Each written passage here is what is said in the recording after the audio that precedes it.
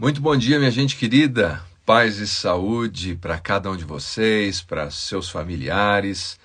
Mais uma vez estamos começando um domingo em que celebramos a ressurreição do nosso Salvador Jesus. Enquanto nós vamos aquecendo aqui o motor para essa nossa breve prosa, deixa eu compartilhar com você algumas coisas.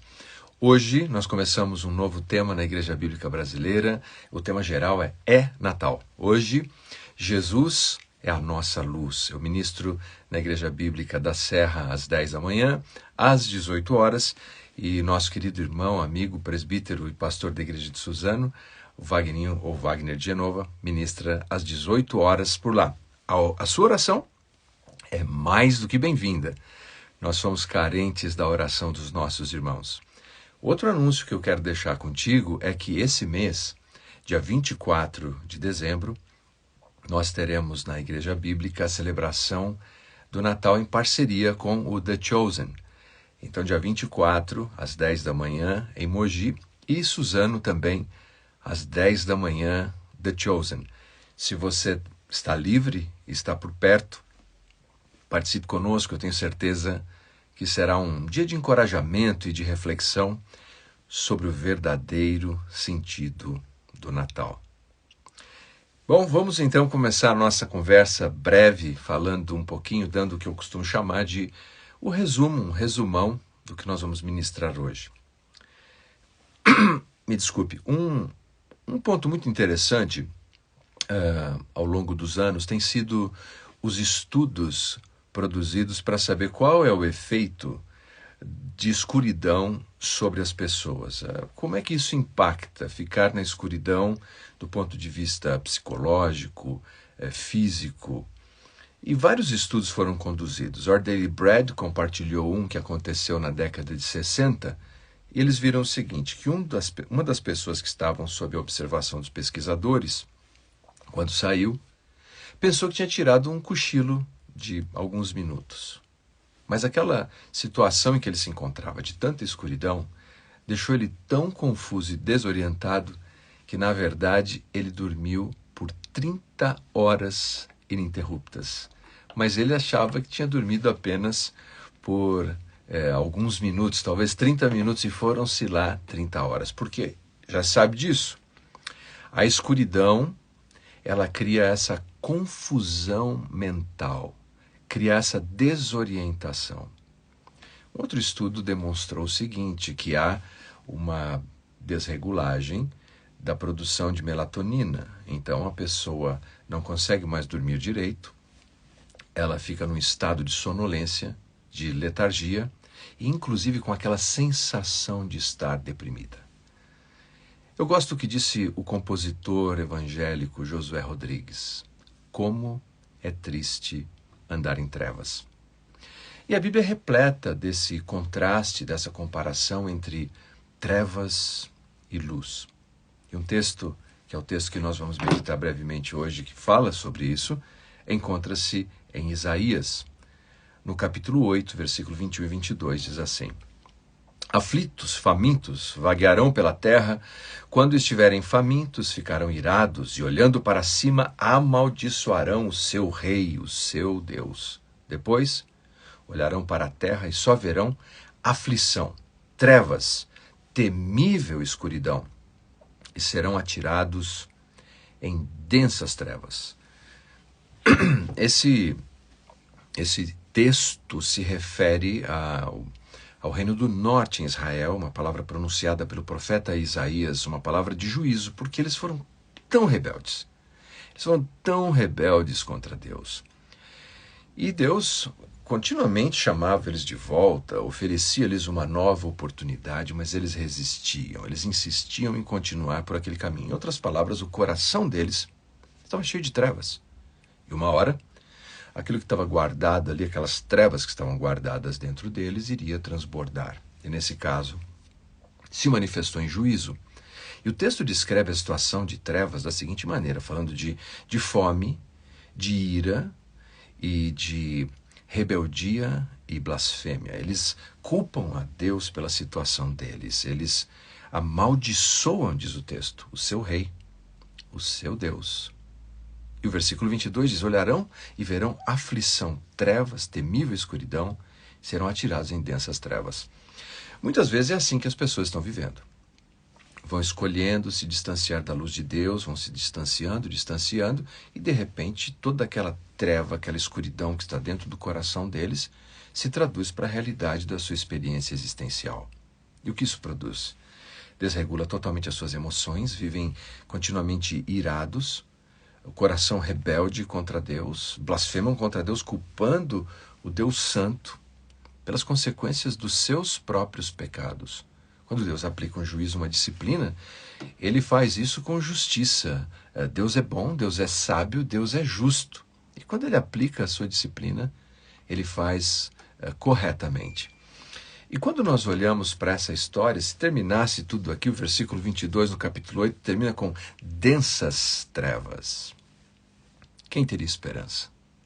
Mas louvado seja Deus, porque o profeta, no seu oráculo esperançoso, enquanto pronuncia a doce e santa palavra de Deus, ele diz assim no versículo 1: contudo, não haverá mais escuridão para os que estavam aflitos.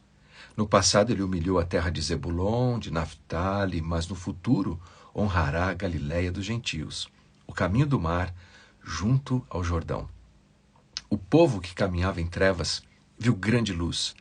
Sobre os que viviam na terra da sombra, na sombra da morte, raiou uma luz.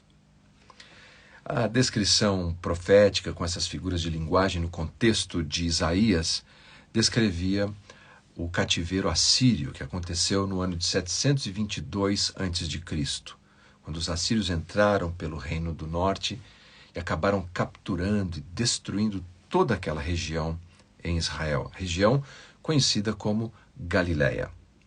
A palavra Galiléia vem do hebraico e significa uma região circular ou um distrito. Acho que para nós hoje seria um distrito a melhor definição. Foi terrível o que aconteceu ali, mas apesar da situação triste, de desespero, de escuridão e trevas, o profeta traz um luzeiro de esperança, e um luzeiro imenso. Ele faz esse contraste, falando de trevas, de escuridão, de grande escuridão, de densas trevas, mas ele diz que um dia raiaria grande luz. Deixe-me ver aqui alguns recadinhos que entraram, né? E eu peço desculpas porque passa tão rápido, minha gente, quando eu vejo já foi. Mas tem aqui, olha, um bom dia, muito obrigado, Sheila, Deus te abençoe. Deixe-me ver quem passou mais aqui. Deixa-me ver mais um aqui. Ah, sim. A nossa missionária. Missionário Jean. É isso, missionário Jean. Bom dia. Deus te abençoe, meu querido. Wilson Rezende, a paz do Senhor, meu irmão. Obrigado pela presença aqui. Obrigado, missionário. Deus abençoe você também. Muito obrigado.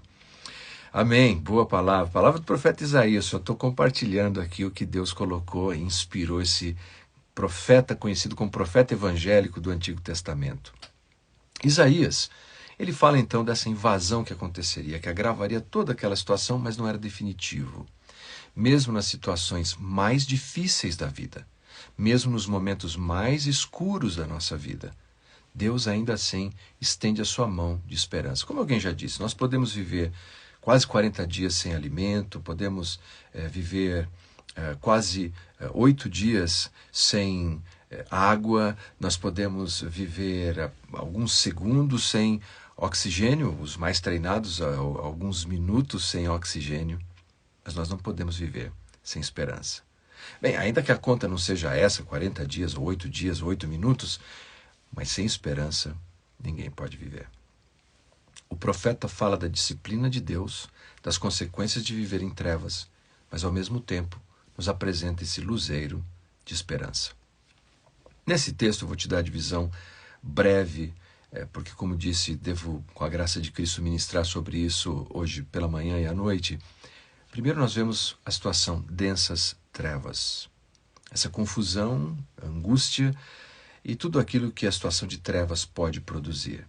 Depois nós vemos no versículo 2 do capítulo 9 a manifestação da luz divina.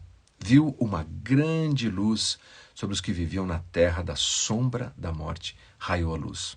Galiléia.